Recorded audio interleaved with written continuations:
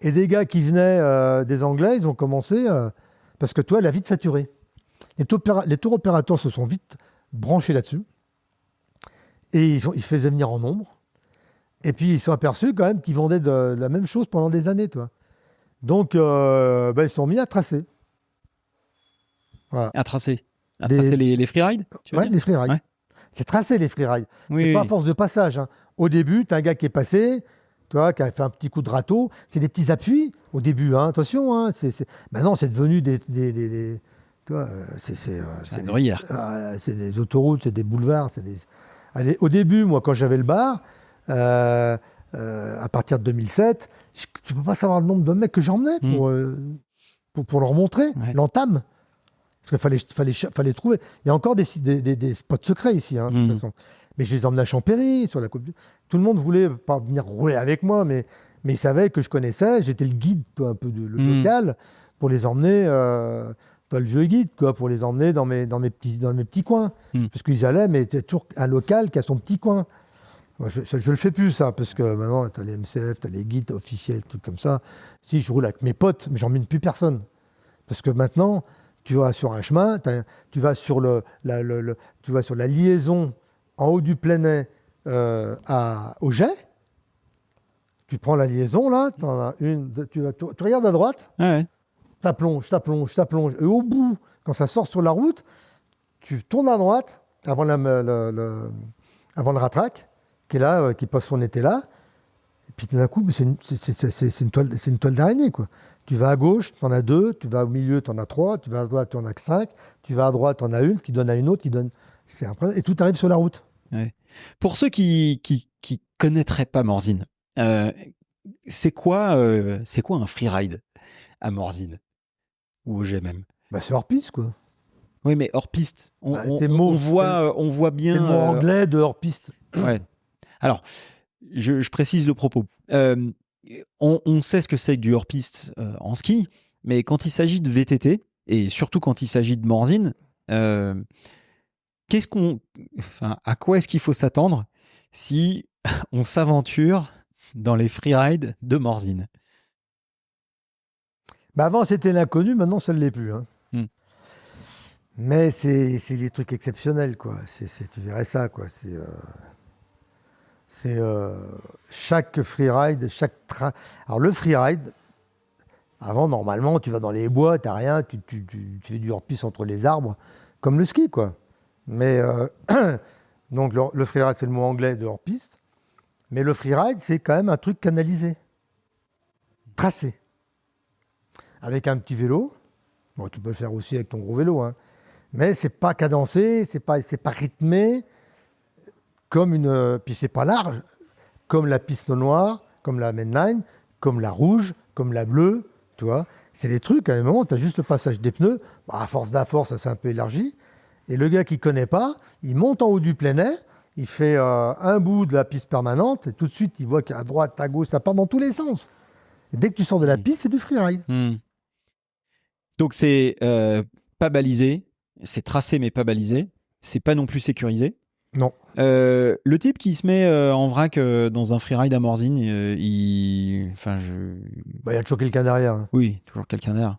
Franchement. Tu recommandes d'ailleurs de ne pas y aller tout seul.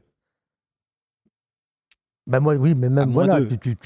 moi je skie pas tout seul, je roule pas tout seul. Mais alors t'as des gars du coin là, tout ce qui est les mécanos, tout ça, les gars qui travaillent, les saisonniers, ils partent entre midi et 2h. Quelquefois le mec il va faire son tour, mais c'est un gars qui connaît. Quelqu'un sait où il va. Mais c'est que des groupes. T'auras un mec qui se pointe comme ça pour rouler tout seul, hein. Puis s'il est tout seul qui va rouler, t'en as 2 derrière, t'en as 10 derrière. Mais tu sais que moi, je n'ai pas même ma main au feu, mais les accidents ne sont pas sur les freerides, hein. Parce que tu vas vite, mais tu ne vas pas si vite que sur la noire et la rouge, quoi. Mais tu verras des trucs de malade. Bah, tu vois tous les Insta, tu vois tous les Facebook des mecs. Toi, il y a une vidéo de Finn qui était là il y a la semaine d'avant les jets, qui était filmée par peut-être par Loïc, où c'est de là, tu verrais, c'est du chocolat par terre, c'est du chocolat fondu. Mais tu verrais, ça brillait de partout. L'autre, il arrive au deuxième bois, il passe, il passe la petite table, là, virage relevé à gauche, tac, et après il sort du bois pour rentrer à l'endroit de la cabane de chronométrage, mais il est à fond, là. Et je pense que cette vitesse-là, il ne l'a pas dans les freerides. Il y a eu une vidéo de Danny Hart aussi. Alors tu sais que bon, malheureusement, les vidéos, ça aplatit et ça te minimise les vitesses, ça t'aplatit la pente, malheureusement. Et nous qu'on connaît, je peux te dire qu'il allait vite, mais les accidents sont, enfin, j'espère que je dis pas de bêtises, mais sont plus sur les pistes aménagées que sur les freerides. Je pense aussi que ça vient du fait que les gens qui s'aventurent dans les freerides savent ce qu'ils font, généralement. Ils ont un certain niveau. Ouais. Ah oui, pour rouler sur le plein air. Ouais. Ah ouais. Faut quoi comme niveau d'ailleurs? Enfin, pour les gens qui nous regardent ou qui nous écoutent, à qui tu conseillerais d'aller au plein air par rapport à quel niveau de pratique et à qui tu déconseilles d'aller au plein air, en tout cas dans les freerides? L'image d'Épinal du dépliant d'office que la famille avec des casques à la tête avec les enfants, puis que tu montres, t'as vu papa là-bas, et trucs comme ça, non, c'est pas familial, hein. Même s'ils ont fait une familiale, c'est hyper dur. Il faut avoir un niveau plus que moyen. T'as faible, tu as confirmé, non, t'as faible, t'as moyen, plus, enfin moyen moins, moyen plus, confirmé. Il faut être moyen plus confirmé, hein, pour descendre dans le plein air.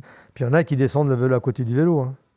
Ouais. Alors c'est compliqué le plein air. Je pondère également ce que tu dis, je complète. Ça dépend évidemment des conditions. Parce que quand c'est sec, bon, ça va. On va dire que ça roule. Quand c'est un peu humide.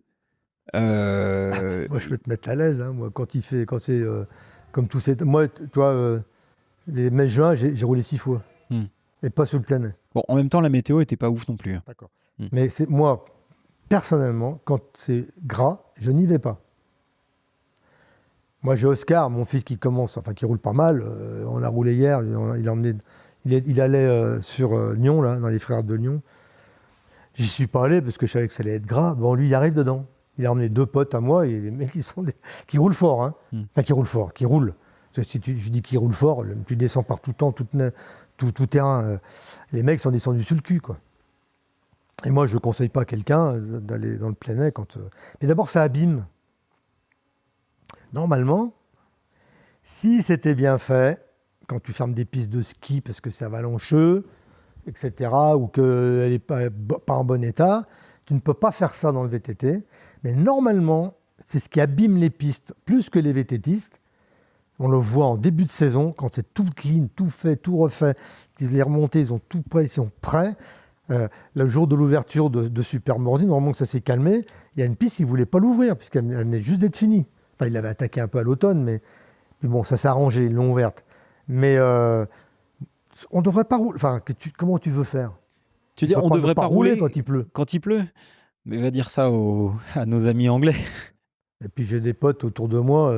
Je vois que tu as fait avec Vincent Ledieu, là. Je l'ai vu la semaine dernière, il est venu, il a roulé avec je sais pas qui dans le gras. Lui, il adore. Il y en a qui aiment ça.